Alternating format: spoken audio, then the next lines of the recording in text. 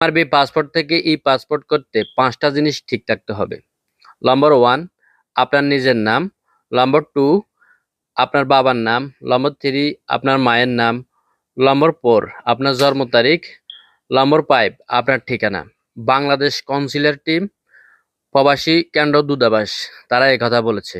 আপনি আগে আপনার দেখতে হবে আপনার পাসপোর্টটা কি জন্ম নিবন্ধন দিয়ে তৈরি না ভোটার আইডি কার্ড দিয়ে তৈরি। আমি স্ক্রিনে একটা ছবি দিছি, এতে আপনি সহজে বুঝতে পারবেন যে আপনার এমআরবি পাসপোর্টটা কি জন্ম নিবন্ধন দিয়ে তৈরি না এনআইডি তৈরি। একটি লাল দাগ আছে, আপনার পাসপোর্টের সাথে মিলাই দেখবেন। যদি আপনার পাসপোর্টটি জন্ম নিবন্ধন দিয়ে তৈরি, তাহলে আপনার পাসপোর্টটি সাথে এই 5টা জিনিস ঠিক থাকলে আপনি এই পাসপোর্টের জন্য আবেদন করতে পারবেন। আর যদি ব্যস্তম থাকে তাহলে আপনি জন্ম নিবন্ধন সংশোধন করবেন, অনলাইন কপি থাকতে হবে। আর যাদের এনআইডির সাথে বানাইছেন এমআরবি পাসপোর্ট, এই 5টি তথ্য মিল থাকতে হবে, তাহলেই আপনি আবেদন করতে পারবেন। আপনার পাসপোর্টটি যদি আপনি জন্ম নিবন্ধন দিয়ে করে থাকেন, তাহলে এই 5টি তথ্য মিললে আপনি এই পাসপোর্ট বানাতে পারবেন।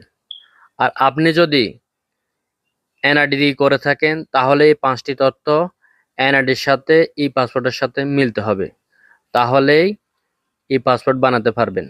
আপনারা যারা এমআরবি পাসপোর্ট এনআইডি কার্ড দিয়ে করেছেন, যাদের তথ্যর মিল নাই, আপনারা বাংলাদেশ কনসুলেট টিম তাদের সাথে কথা বলবেন।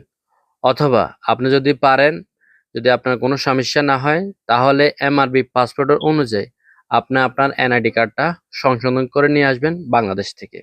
অথবা বাংলাদেশ দূতাবাস কনসুলেট টিমের সাথে আপনি যখন আপনার সমস্যা নিয়ে কথা বলবেন, তারা একটি সমস্যার সমাধান নেবে।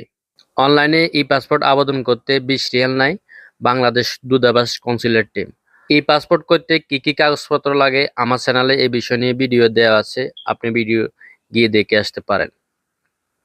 ভিডিওটি সর্বোচ্চ শেয়ার করে দিবেন, ফলো সাবস্ক্রাইব দিতে ভুলবেন না। আসসালামু আলাইকুম ওয়া রাহমাতুল্লাহি ওয়া বারাকাতুহু।